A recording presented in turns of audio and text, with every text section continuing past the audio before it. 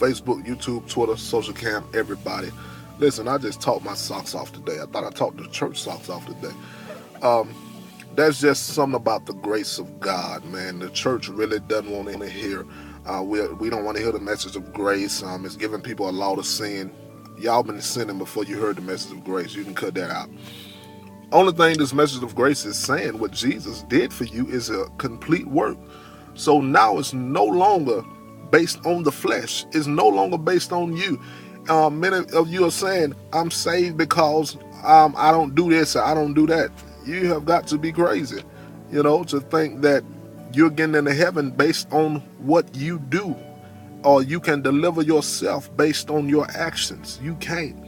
Paul declares in Romans 7 that even when I want to do right, I do wrong. Even he says, I love doing God's will, but I just do wrong. He says it's this sinful nature that's down on the inside of me. And God recognized that sin nature that's on the inside of you. So he says, what I'm going to do is I'm going to send my son as a ransom. And the only thing you have to do is receive grace.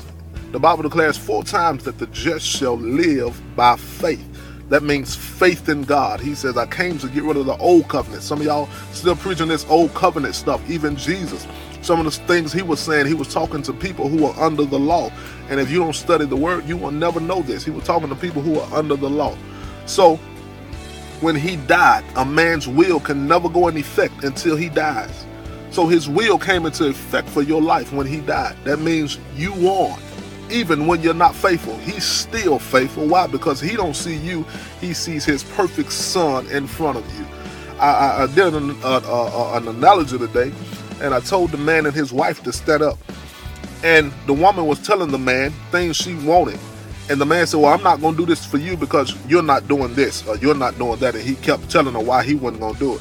And it's the same stuff we've been telling people, that God is not going to do this if you don't do this. The Bible said God is good even when you ain't good. So you're lying. Bless the Lord. All right. Look, God's character is to be good. He's faithful. He didn't make an oath with the flesh. He didn't make an oath with you. He made an oath with himself. So now I can love God. Now I don't love God out of duty. And that's what's wrong with the church. We're loving him out of duty and fear when it's no longer that.